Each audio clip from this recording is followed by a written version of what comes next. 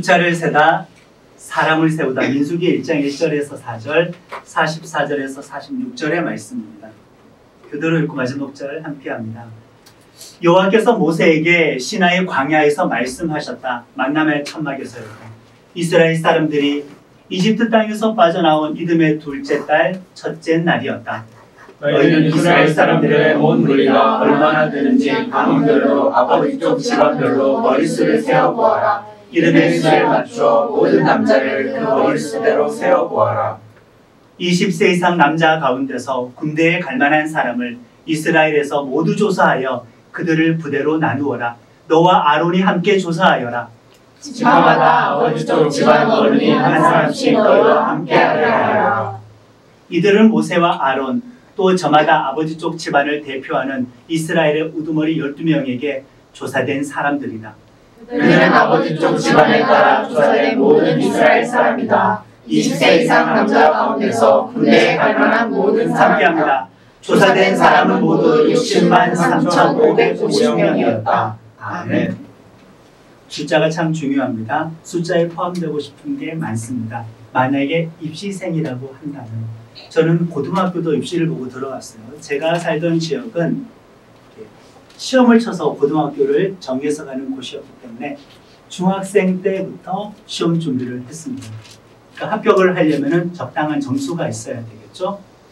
만약에 대학을 꿈꾸는 사람들이라면 그 학번을 참 얻고 싶을 겁니다. 그리고 경쟁률이 얼마인지도 눈여겨볼 것입니다. 자, 정원이 50명인데 경쟁률은 2점 몇 대 1이다. 내가 과연 그 50명이 포함될 수 있을까? 신대영 같은 경우는 제가 5.8대 1이었었는데 덕분에 삼수를 하게 되었었죠. 정원은 300명이었는데 경쟁률은 한 5.8대 1이다. 내가 과연 그 300명에 포함이 될 수 있을까? 우리가 군대를 가더라도 군번이 주어지지 않습니까? 군인이 전사하게 되면은 임시적으로 그 군번줄을 수거합니다. 이 사람은 이 나라의 군인이 맞았고 이 전쟁에 참여한 것이 맞았고 전사한 국가의 유공자가 맞다라는 표식으로 그 군번줄을 먼저 회수를 하게 됩니다. 숫자를 얻기 위해서 이렇게 많이 애를 쓰죠. 자녀를 키우다 보니까 숫자에 민감합니다. 어떤 숫자에 민감하냐면은 너무나 자주 조사를 하는데 새 아이잖아요. 우리 아이가 그 나이 때 대한민국 평균 키가 그렇게 해당이 되는가? 평균 몸무게에 해당이 되는가? 그래서 평균보다 넘어섰거나 미달이거나 막내는 몸무게로는 100% 중에 하위 1%에 속합니다. 병원에 가면은 애를 굶기는 것은 아닌가 오해할 정도인데 집에서 체중계를 자주 씁니다. 저도 물론 몸무게를 못해도 이틀에 한 번, 3일에 한 번은 수시로 올라갑니다. 제가 정해두었던 그 몸무게를 넘어가면은 조금 먹는 것 좀 자제를 하고 좀 줄어들면은 신경 써서 먹기도 합니다. 정해준 몸무게를 저는 그렇게 지키려고 합니다. 주민등록 번호를 받는 문제, 이것은 사실 사소한 문제는 아니라 생존의 문제가 되기도 합니다. 만약에 주민등록 번호가 없으면은 또 여권 번호를 들고 우리나라에 정식으로 비자 발급받아서 입국하지 않았다면은 그 사람은 불법 체류자가 되기 때문에 우리나라에 보호를 받지는 못합니다. 오히려 추방되는 것입니다. 숫자가 없는 국민이 되는 거죠. 제가 인도 2번 가서 인상적이었던 거는 거지가 그렇게 많았다는 겁니다. 카스트 제도가 있잖아요. 계급 사회입니다. 그 계급에도 들지 못하는 저 밑에 있는 계급, 불가촉 천민이라고 합니다. 만져도 부정한 존재이죠. 거지가 정말 많은데 노숙자 개념인 겁니다. 길에서 태어나서 길에서 살다가 길에서 죽는 겁니다. 그러니까 그 사람들은 태어나서 인구 통계에 잡히지가 않아요. 만약에 인도에도 우리나라처럼 주민등록 번호가 있다면은 주민등록 번호조차도 그들은 없는 것입니다. 그러니까 학교 입학의 혜택 못 누리는 겁니다. 행정 서비스 못 누리는 겁니다. 뭐 연금, 의료보험 다 못 누리는 겁니다. 세상에는 행정적으로 없는 존재로 그냥 태어났다가 그렇게 사라지게 되니까 이 번호가 얼마나 중요한지 모릅니다. 주식에 관심이 있거나 경제에 관심이 많은 사람들도 수치를 눈여겨보지 않겠습니까? 저는 경제 뉴스 보는 거 정말 좋아합니다. 외교 정치 뉴스 보는 것도 좋아하고 과학 배당하는 것도 정말 많이 좋아합니다. 뭐 GNP도 있고 GDP도 있고 저는 주변에 있는 대만이라든가 홍콩, 일본과 우리나라 국민소득 비교하는 것을 좋아합니다. 언젠가부터 우리가 일본보다 더 잘 살기 시작했습니다. 뭐 구매력 기준으로 1인당 소득을 환산하기는 하지만은 소득이 얼마이냐에 따라서 그 나라가 선진국인가 아닌가 평가를 하죠. 여러분들 우리나라가 선진국인 건 아십니까? 우리나라는 선진국입니다. 그만큼 잘 살게 되었죠. 저것도 조회해 본 적이 없습니까? 과연 대한민국에서 상위 몇 프로의 재산을 가져야만, 최소 자산이 몇 억 이상은 되어야만 부자가 될까? 어느 정도가 중산층일까? 그거 검색해 본 적은 없으십니까? 그리고 나는 서민일까? 중산층일까? 부유층일까? 비교해 본 적은 없으십니까? 아마 몇 번씩은 다 해보셨을 겁니다. 그 숫자에 정말 도달하고 싶어 합니다. 여기서 운동선수는 없죠.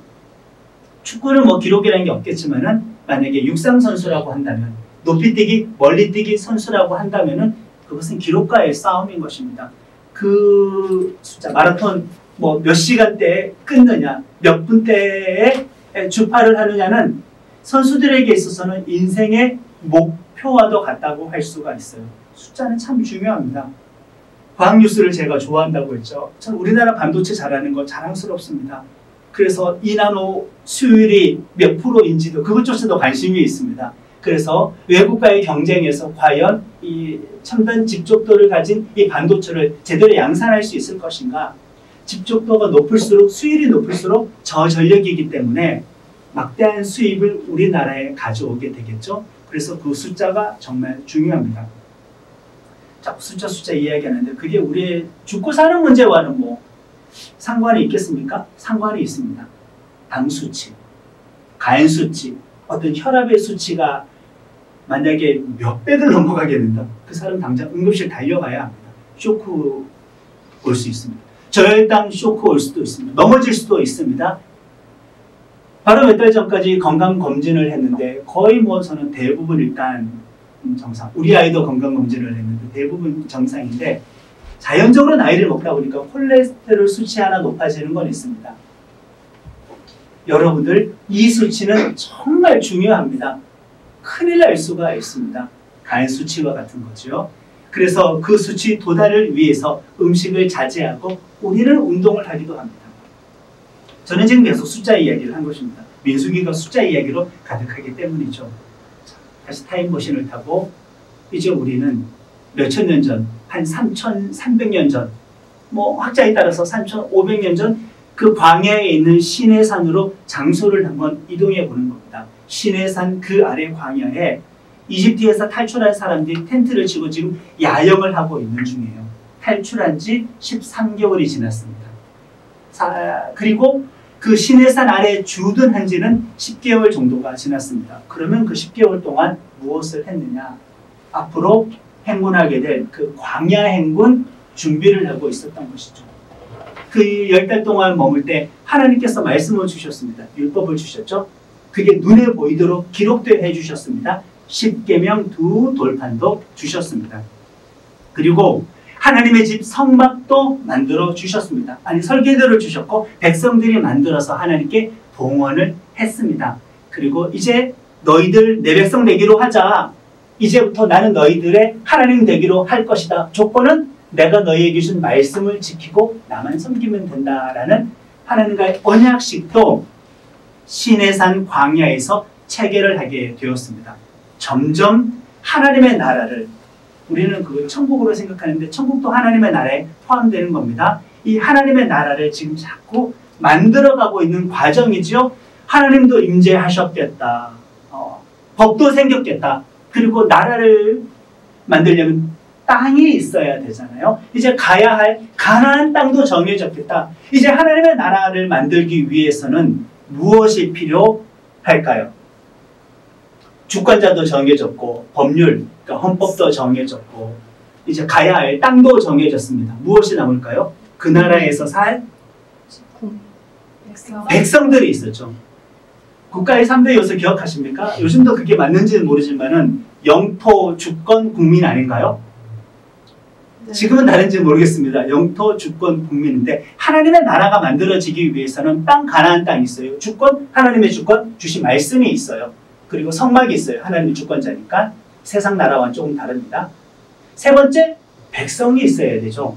그 백성을 어디서 지금 결정을 짓느냐? 시내산 아래 그 광야에서 결정을 짓게 되는데 이제 누가 하나님의 백성인지 확정을 해야 됩니다. 하나님과 언약을 맺은 백성이 확실하게 몇 명인지 정확하게 한번 계산해보자. 헤아려보자. 그래서 하나님께서는 본격적으로 시내산을 떠나 광야 행군을 하기 전에 모세와 아론에게 명령을 내렸던 겁니다. 백성들의 숫자를 세하여라. 그것도 지파별로, 가문별로, 그 가족별로 아주 상세하게 정확하게 파악하라. 그냥 뭉뚱그려서 몇만 명 이게 아니라 몇만, 몇천, 몇백, 몇십, 몇 명까지 정확하게 계산하라. 그렇게 지시하셨습니다. 그 정확한 계산을 위해서, 공정한 계산을 위해서 모세와 아론 너희 둘만 하지 말아라. 각 지파의 사정을 소상하게 알고 있는 12지파가 있잖아요. 그 지파 대표 한 명을 대동해서 조사하라. 이 조사는 주관적인 조사일까요? 객관적인 조사일까요? 아주 객관적인 조사를 지금 시키는 겁니다. 민수기라는 책 제목의 뜻은 민, 백성민, 숫자입니다. 백성민 숫자 기록이라는 그 뜻이죠. 원래 두루마리로 되어 있었던 민수기의 원래 원본은 히브리어로 기록이 되어 있는데 그 히브리어에서 민수기의 책 제목은 지난주에 말씀을 드렸던 것처럼 광야에서입니다. 이 민수기가 기록되고 1000년 정도 지났습니다. 그동안 그 고대 운동은 누가 집어삼켰냐? 헬라 제국이 되었습니다. 헬라 제국. 기원전 한 1세기 정도 전까지 그때 로마 제국으로 바뀌었으니까 헬라 제국이 되었는데 이미 제국 시대가 되다 보니까 많은 유대인들은 헬라 제국 곳곳에 흩어져서 살았겠죠. 흩어진 유대인들 디아스포라라고 합니다. 그리고 헬라 제국에서의 공용어가 바뀌었습니다. 헬라어가 된 것입니다. 그러니까 외국에 사는 유대인들 중에서는 히브리어도 할 줄 알고 아람어도 할 줄 아는데 헬라어를 더 잘하는 세대도 등장하게 된 것이고 유대인이 아니어도 여호와 하나님 믿겠다고 한 사람들 입장에서는 성경을 읽어야 되는데 헬라어가 더 편하지 않았겠습니까? 그래서 이집트 알렉산드리아에서 당시의 왕이 유대교의 경전인 그 히브리어 성경을 알렉산드리아에서 거기 큰 도서관도 있습니다. 헬라어 성경으로 번역을 해라. 저 유대 땅에서 70명의 유대인 학자를 초대해서 번역해라. 그 모든 경비는 내가 제공해 주겠다라고 해서 헬라 제국의 한 왕이 그 일을 추진해서 번역이 되었습니다. 한 기원전 한 2, 3세기 정도입니다. 그리고 나서 로마 제국으로 바뀌어서 예수님 시대가 되었을 때 당시에 유대인들이 볼 수 있었던 성경은 히브리어로 된 구약 성경, 그때 신약이 기록되지 않았어요. 히브리어 성경이 있었고 헬라어로 번역된 70명이 번역했으니까 70인역의 성경이 있었는데 여기서 민수기의 책 제목이 바뀌어 버립니다. 원래 광야에서였죠. 그런데 70인역에서 민수기의 제목은 숫자들로 바뀌어 버렸습니다. 영어 성경 보면은 넘버스입니다. 숫자들. 그래서 우리는 숫자들을 쓰죠. 그렇기 때문에 민수기에서 중요한 두 단어를 여러분들이 골라 보려고 한다면은 쉽습니다. 첫 번째는 뭘까요? 광야. 두 번째는 숫자가 되는 겁니다. 광야에서 나는 하나님의 백성으로 헤아려질 것인가? 광야와 같은 인생을 살아가면서 나는 예수의 사람으로 숫자 세워질 것인가?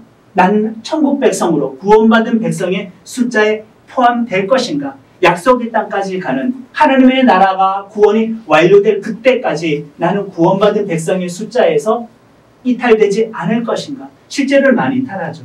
많이 이탈합니다. 출애굽했던 사람들도 복음의 1세대는 여호수아와 갈렙 말고는 그 숫자에서 다 빠져버립니다. 다 이탈해버렸습니다. 그래서 나중에 새로 인구조사를 하게 되죠. 광야와 같은 인생을 살아가는 동안 믿음 지킬 정원에 포함될 수 있기를 예수님의 이름으로 축원합니다. 인구조사 결과는 이렇게 나왔습니다. 상세하게 헤아렸죠? 다 읽지는 않겠습니다. 그런데 여기에 인구 조사 보면은 가장 인구가 많은 한 지파가 등장하죠. 유다 지파입니다. 유다 지파는 7만 명이 넘어가게 되고, 그리고 요셉은 하나의 지파여야 되는데 레위 지파가 성직자로 빠지면서 요셉은 그의 두 아들이 두 지파로 쪼개어서 12를 채우게 되는데, 이 요셉의 지파 둘을 합치면 7만 명이 넘어갑니다. 그러니까 가장 부흥한 지파는 누구 지파? 유다 지파와 요셉 지파. 이 결과는 야곱이 죽기 전에 했던 축복의 결과가 성취가 된 것입니다. 신기하지 않습니까? 나중에 남유다는 유다 지파가 짱 먹고 저 북이스라엘은 요셉의 지파가 짱 먹어서 이 두 지파 중심으로 경쟁을 하고 싸우게도 되는 거지요. 그리고 갈렙은 유다 지파, 여호수아는 요셉 지파에 속한 사람이어서 두 지도자를 배출하게 된 것입니다. 지난 400년 동안 노예 생활하느라 700년 전에 아브라함을 수메르 문명에서 불러내어 하나님의 나라를 만들려고 했던 하나님의 계획은 우리가 일단 보면은 당연히 실패로 평가할 수밖에 없습니다. 왜요? 400년 잊고 지냈잖아요. 옛날 약속 누가 기억합니까? 하나님 나라 성취할까? 이 땅이 바뀔 거라고 생각하십니까? 온 세상에 예수님의 나라가 될 거라고, 하나님의 구원이 완성될 거라고 생각하십니까? 아무도 그렇게 생각하지 않잖아요. 세상의 힘이 강하고 세상의 역사가 자꾸 진행되다 보면 400년 살아가다 보면 그렇게 되는 겁니다. 누가 그 약속을 그때까지 믿고 기억하고 소망하고 있었겠습니까? 아브라함을 불러내실 때로부터는 700년이 지났고 노예 생활을 했었을 때부터는 400년이나 지났습니다. 그러면 우리는 하나님의 나라는 실패했다. 첫 번째 에덴 동산을 통하여 온 세상 하나님의 나라를 만들 계획 실패해버렸는데, 가나안 땅이라는 두 번째 에덴 동산 만들어서 거기서 온 세상 하나님의 나라로 확산되려고 했던 그 계획도 얘들이 이주해버리는 바람에 실패했구나. 400년간 노예였으면 하나님의 계획 실패했구나. 이렇게 우리가 평가하기 쉽지만은 사람이 실패했다는 거지, 인구조사 초범 결과를 보면은 하나님은 실패하지 않았습니다. 처음에 하나님께서 아브라함을 불러내어서 약속의 땅 가나안으로 보낼 때 몇 가지 약속을 하셨잖아요. 너로 인하여 복의 근원되게 하겠다. 너의 후손이 하늘에 뭐처럼 많아지게, 별처럼 많아지게 하겠다. 바다에 뭐처럼 많아지게 하겠다. 모래알처럼 많아지게 하겠다. 그런데 400년 노예 생활을 했는데 인구가 몇 명 늘어났어요? 성직자 계열 빼고도 20세 이상 남성만 60만 명이면은 400년이면은 영원한 죽음인데, 한 세대 전부 40년이 10배였으면은 하나님의 계획 실패했는데, 근데 인구조사 결과를 보니까 사람은 실패했음에도 불구하고 하나님은 실패하지 않았다. 그냥 계획은 계속 이루어지는 겁니다. 그러니까 우리가 우리 스스로를 구원할 수 없고 내 구원하는 문제에 있어서 나는 실패했지만 예수님은 성공하셨기 때문에 우리가 예수님을 믿으면 구원을 받을 수 있게 된 것이지요. 당연히 이 하늘의 별처럼 바다의 모래처럼 많아지게 하겠다는 이 예언은 혈통적인 유대인들을 상징하지는 않습니다. 앞으로 온 세상 모든 하나님의 백성 될 사람, 역사 끝까지, 앞으로 역사 끝까지 모든 예수님 믿을 그 사람들을 다 포함한 충만한 숫자, 그것을 표현하는 겁니다. 신약에서 이것을 뜻하면 저거라고 할 수 있겠네요. 요한계시록에 뭐가 있을까요? 14만 4천 명이죠. 구약의 12지파가 있고 신약의 12제자를 통한 복음 전파가 있었는데, 이 12, 12를 곱하면 144가 되는데 거기다가 동그라미 3개 그냥 완전한 숫자를 또 곱해버리니까 14만 4천 명이 되잖아요. 이 말은 하나님은 사람이 얼마나 실패하든 상관이 없이 결국에는 하나님께서 작정하신 그 충만한 수만큼 하나님 나라의 백성을 만들어 가겠다.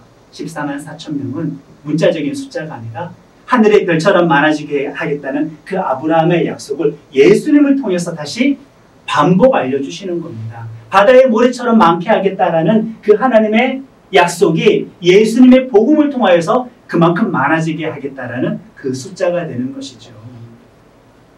40년의 10배, 400년의 노예 생활이라고 한다면은 정말 이것은 인간으로 따지면은 이보다 실패할 수는 없다. 완벽하고 영원한 실패다. 영원한 죽음을 뜻하죠. 그러나 이렇게 인간이 늘어나 버렸습니다. 저 숫자 가지고 신학적으로 논쟁할 부분은 있지만 그것은 성경 공부 시간에 하면 되고 20세 이상 남자만 파악하라고 했는데 당시에는 가분장적인 사회였기 때문에 그렇게 파악하게 되었죠. 하나님의 나라와 백성을 만들어서 세상을 축복하고 하나님의 영원한 축복 속에 살게 하시려는 하나님의 의도는 그냥 진행되고 있다. 그러니까 역사가 진행되는 동안 사람은 실패하는데 그것과 상관이 없이 하나님의 구원 계획은 진행되고 있어. 오히려 너의 실패를 통하여 너 스스로 믿기를 포기하고 신실하신 하나님을 믿는 믿음으로 돌아서라. 우리에게는 예수님을 믿는 방식으로 하나님의 구원 계획 성공에 동참해라. 너는 너 스스로 구원할 수 없다. 이렇게 메시지가 연결됩니다. 이 숫자에 포함되는 사람은 살았다. 이 숫자에 포함되지 않았으면 죽은 것입니다. 하나님의 사람 아니라는 것이죠. 사람의 머릿수를 세라는 말은 사람을 세운다라는 말인데 단순하게 그냥 인구수 조사하라는 그 의미는 아닌 것입니다. 대한민국에서 국민의 숫자에 포함된다는 것은 단순히 5천만 명의 인구 중에 나 하나겠구나라는 숫자적인 개념으로만 멈춰 있지는 않습니다. 국민에게는 권리가 있고 의무도 함께 주어집니다. 고등학교 시절 얼마나 공부하셨나요? 국민의 의무 생각하십니까? 저 숫자에 포함되는 사람은 혜택이기도 하죠. 축복이기도 하죠. 거룩한 구별이기도 하죠. 의무도 있어요. 책임과 사명이 있어요. 우리 국민이라면 무슨 의무가 있을까? 국방의 의무, 납세의 의무, 교육받아야 될 의무, 이거 의무입니다. 근로의 의무도 있고 최근 조사해 보니까 환경보존의 의무가 있더라고요. 제가 예전에 배웠던 교과서에서는 없던 것인데 환경보존의 의무가 헌법에 명시되어 있습니다. 그거 말고 헌법 준수하는 것은 당연한 의무 조항이겠죠. 아, 숫자에 포함되어서 난 너무나 좋다. 천국 가는구나. 혜택만 있나? 축복만 있나? 백성으로서의 사명과 책임과 의무도 주어진다. 사명과 책임을 동반합니다. 예수를 믿어서 하나님의 자녀로 헤아려진 우리는 성령의 열매 맺어야 될 의무, 예수님 닮아야 될 의무, 복음 증거해야 될 의무, 하나님께 영광 돌려야 될 의무, 나의 삶을 하나님께 헌신해야 될 의무, 예배 드려야 될 의무, 선한 일을 해야 될 의무, 하나님의 몸된 교회 공동체를 섬겨야 될 의무, 다양한 의무가 우리들에게 주어집니다. 하나님께 영광 돌려야 될 그 많은 의무가 우리들에게는 주어집니다. 예수님의 제자와 증인이 되어서 땅끝까지 복음을 증거해야 될 의무, 숫자에 포함되는 혜택 속에서는 의무도 있다. 저들이 구별되어서 하나님을 잘 섬기고 저들이 온 열방으로 복음을 증거해서 온 세상 하나님의 나라를 만들게 하시려는 것이 아예 그냥 창세기 1장 1절 거기서부터의 계획이었습니다. 새로운 의무는 아닌 것이죠. 여러분들은 혜택만 추구하는 성도이십니까? 사명과 책임과 의무도 추구하는 성도이십니까? 그리고 이 숫자에 포함되어 세워진다는 것은 공동체의 소속감도 가지라는 그 말도 됩니다. 공동체에 소속되기는 싫고 숫자에는 포함되기 싫고 이 둘은 상충하는 말이죠. 하나님의 백성으로 세워주고 싶은데 요즘 현대는 임명생의 시대잖아요. 나는 그냥 혼자 있고 싶습니다. 등록하고 싶지도 않아요. 내 신분을 밝히고 싶지도 않습니다. 하나님께 구원받은 숫자에는 포함되고 싶은데 저 60만 명이라는 전체 공동체에는 들어가기 싫습니다. 나 그냥 개인주의입니다. 혼자 살게 내버려 두세요라고 할 수가 없습니다. 임명생의 시대에 많은 사람들은 대형교회를 좋아하죠. 수업 시간에 배웠습니다. 몇 명 실천신학 때 수업 시간에 배웠는데 교회의 성도 수가 몇십 명, 몇백 명, 몇천 명, 몇만 명으로 대형교회로 가면 갈수록 예배만 드리고 아무런 활동도 하지 않는 썬데이 크리스찬의 비율은 오히려 높아지는데 지극히 당연하겠죠. 나 아니어도 누군가는 교회 일꾼이 되어서 활동을 할 테니까 숨으려고 합니다. 특별한 사명감과 의무감을 회피하려고 하는데 숫자에 포함되는 사람은 공동체성을 당연히 추구해야만 한다. 교회 정식으로 등록도 하지 않고 숫자 계산해서 자꾸 빠지려고 하는 사람도 분명 많이 있습니다. 혜택도 있다 그랬죠. 이 숫자에 들어가는 것은 아이고 의무도 있네. 자, 이 숫자에 포함되는 사람은 나중에 약속의 땅 가나안에 가면 무엇을 받게 됩니까? 땅 분배를 받게 되죠. 상징적인 의미입니다. 천국 받게 된다. 하나님의 뭐 영생을 받게 된다. 구원 받게 된다. 왕의 권리를 받게 된다. 거룩하고 영광스러운 존재를 획득하게 된다. 의인의 신분이 되게 된다. 땅 분배를 받는다라는 말은 하나님의 영적인 유산을, 하나님 나라의 영원한 기업을 물려받게 되는데, 나 그것이라 가지고 저 통계에서 제외되었는데 막상 가나안 땅에 정착해서 땅 분배할 때, 자, 땅 나누어 줄게. 지파별로 모여. 가문별로 모여. 땅 나누어 줄게. 제비 뽑습니다. 자, 제비 뽑았습니다. 그 지파 안에서도 자, 이제 우리 땅, 우리 지파 여기야. 이제는 가문별로 모여. 가족별로 모여. 세부적으로 땅 나눠 줄게 했는데 명단에 등록이 되어 있지 않은 땅 분배 받으러 왔어요. 천국 가야 되는데 구원 받아야 되는데 또 숫자에 포함되기 싫어했잖아. 하나님의 백성으로 계수함을 받지 않았잖아. 광야에서 하나님을 섬기는 그 공동체에 그 숫자에 너 제외되기를 원했잖아. 의무감 때문에, 사명감 때문에, 책임감 때문에. 그래놓고 혜택만 받겠다고? 그것도 있을 수는 없다. 공동체의 보호를 받고 숫자에 포함되면 죄악을 견제하는 그런 효과도 있습니다. 우리나라 국민들에게는 무슨 혜택이 있을까요? 연금 혜택이 있고, 의료보험 혜택이 있고. 여러분들 해외여행 가가지고 만약에 사건, 사고 당하면 대사관에 나서야 됩니다. 혹시라도 여러분들이 소말리아 해적선에 납치될 가능성은 없겠지만 실제로 그런 일이 있으면은 아프가니스탄에서 우리 국민이 납치가 되었으면은 아무도 모르겠지만은 국정원에서 활발하게 협상을 하기 위해서 진행을 합니다. 우리 국민을 건져내기 위해서. 외국에서 어떤 일을 통하여 외국의 감옥에 가게 되었다 할지라도 어떻게든 대사관과 영사관이 있다면 파악을 해야 합니다.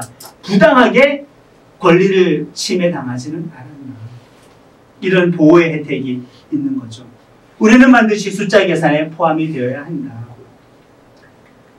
1절부터 4절까지 다시 한번 읽겠습니다. 여호와께서 모세에게 시나이 광야에서 말씀하셨다. 만남의 천막에서였다. 이스라엘 사람들이 이집트 땅에서 빠져나온 이듬해 둘째 달 첫째 날이었다. 너희는 이스라엘 사람들의 온 무리가 얼마나 되는지 가문별로 아버지 쪽 집안별로 머리수를 세어보아라. 이름의 수에 맞추어 모든 남자를 그 머리수대로 세어보아라. 20세 이상 남자 가운데서 군대에 갈 만한 사람을 이스라엘에서 모두 조사하여 그들을 부대로 나누어라.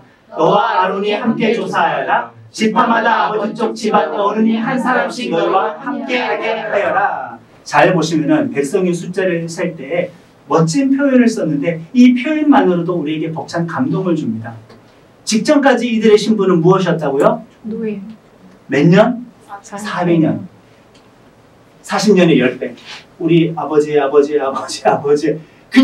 그러면 그냥 그 사람들이 기억나는 역사 전체가 그냥 우리는 원래 노예. 핏줄이 노예였다. 핏줄이 종이었다. 이 정도밖에 안 되잖아요. 근데 하나님께서 숫자를 세면서 호칭을 바꿔버렸어요. 정체성을, 스스로가 자기를 그렇게 생각하는 정체성을 확 바꾸어서 불렀는데 군대에 갈 만한 사람을 조사해라. 군대 대접해주는 겁니다. 군인 대접해주는 겁니다.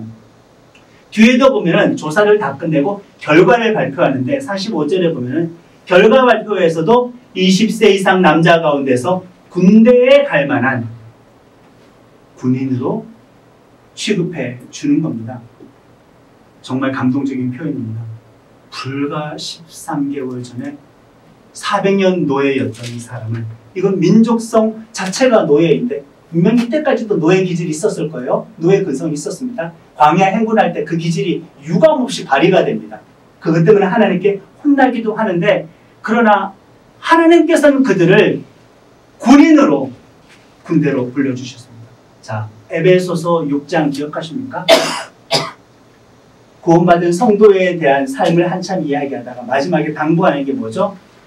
영적인 전쟁에 대비하기 위하여 전신갑주로 무장하라고 군인으로 말씀을 에베소서에도 이미 했습니다. 이제 우리 더 이상은 지배당하는 것, 패배하는 것이 당연한 노예가 아니라 마땅히 싸워서 이기는 것이 목표이며 당연한 하나님의 거룩한 군대가 되었습니다. 노예를 일반적인 백성으로 불러주는 것만 해도 이건 극과 극의 차이이지 않습니까?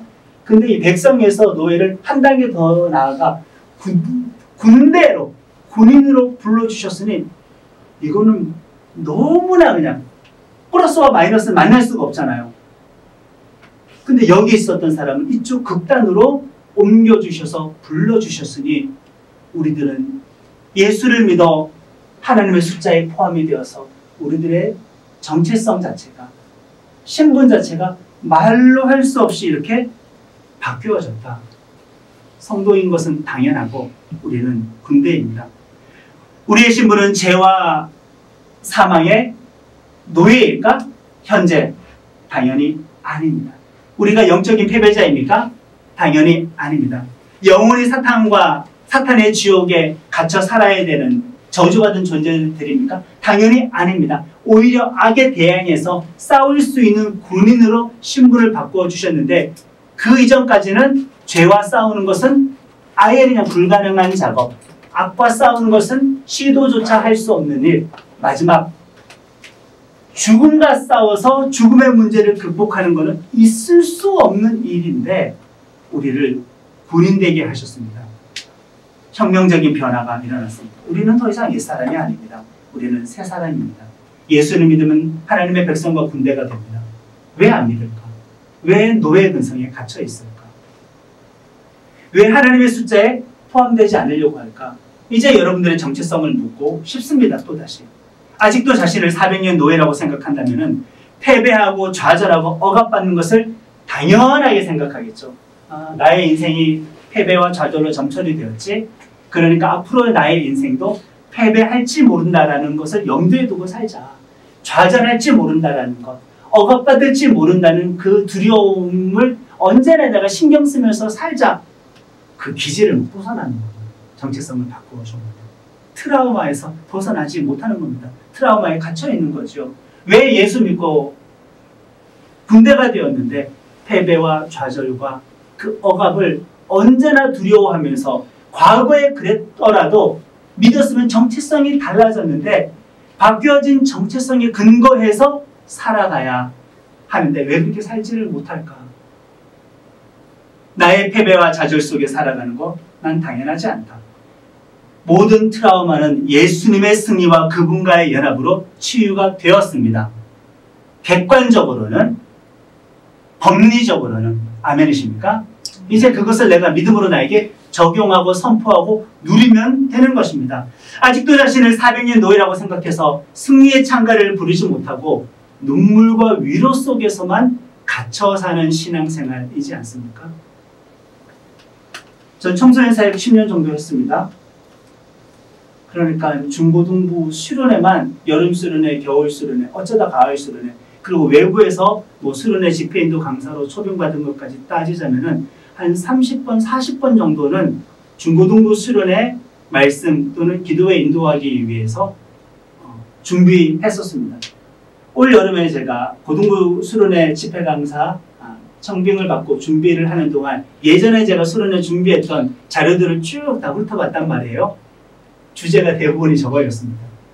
거절감의 치유, 상처의 치유, 내적인 치유, 우울감의 치유. 저 스스로가 스스로의 문제와 싸우고 있었기 때문에 보면서 내가 그때 여기에 참 관심이 많았었구나. 어떤 상처 치유, 거절감의 치유. 그때 당시에 대학원을 준비할 때에도 목회 상담 대학원도 몇 군데 제가 조사해 보기도 했습니다. 결국에 나중에 저는 성경을 선택해서 갔지만은 성경학과로 그만큼 목회 상담에 대해서 내적 치유에 대해서 관심이 많았어요. 주제가 다 그렇더라고요. 이것은 필요한 겁니다. 그러나 처음부터 끝까지 해마다의 주제가 거절감의 치유, 해마다의 주제가 상처 치유, 해마다의 주제가 내면의 회복. 언제까지? 군인이잖아요. 승리의 찬가를, 축제의 영성은, 이긴 자의 그 믿음은 언제 가질 것인가? 왜 항상 과거 나의 아픔 속에서 빠져나오지 못할 것이라는 것을 전제해놓고 과거의 기억 속에서만 살아야 될까? 새삼 과거의 수련회 원고 주제를 보면서 느끼게 되었습니다. 세상에서 패배하고 상처를 받고 교회 와서 눈물 흘리고 위로받는 것 당연히 신앙적인 영역이죠. 근데 그것을 반복하는 거예요. 쾌감이 옵니다. 위로받고 눈물 흘리면 회복되고 치유됩니다. 나가서 또 두드려 맞습니다. 또 치유받습니다. 나가서 또 두드려 맞습니다. 치유받습니다. 그것을 은혜와 신앙의 혜택이라고만 생각한다면 그 쳇바퀴를 벗어나지 못한다면 문제가 있겠죠. 우리는 군대입니다. 하나님께서 패배를 전제로 누가 군인을 육성합니까? 어떤 군인이 전쟁에서 패배를 전제로 싸우거나 그렇게 무장을 합니까? 지는 것을 당연하게 생각하는 군대가 어디 있습니까? 어떻게든 이겨야 되지 않겠습니까? 싸우러 나갈 하나님의 군대는 눈물과 위로에만 머물러 있지 않습니다. 아직도 여러분들은 400년의 죄와 사망의 노예라고 생각하십니까? 그렇기 때문에 나는 죄도 이길 수 없어. 나는 회개 기도해도 결국에는 패배할 거야 라는 것을 군인이면서도 습관적인 죄를 이기지 못한다는 전제를 깔고 살지는 않습니까? 나는 죄에 대해서 패배했죠. 400년이면 그 증거입니다. 나는 악에 대해서 패배했죠. 400년이면 영적인 영원한 죽음입니다. 나는 사망에 대해서 패배했죠. 예수님은 십자가와 부활을 통하여 죄와 악과 죽음에 대해서 승리하셨고 나는 그분을 믿으면 그분은 우리와 연합하고 나와 연합한 예수님은 내 안에 내주하시는데 그러면은 나의 정체성은 나 혼자 죄와 악과 사망에 패배하는 것을 정체성으로 삼아서는 안 되고 예수님이 십자가와 부활을 통하여 죄와 악과 사망에서 승리하신 것을 그분과 연합했으니 그것을 우리는 정체성 삼아야 되는데 왜 우리는 군대의 기질을 잊어버리지 못했을까? 잊어버렸을까? 나는 또 질 거야. 당연히 패배할 거야.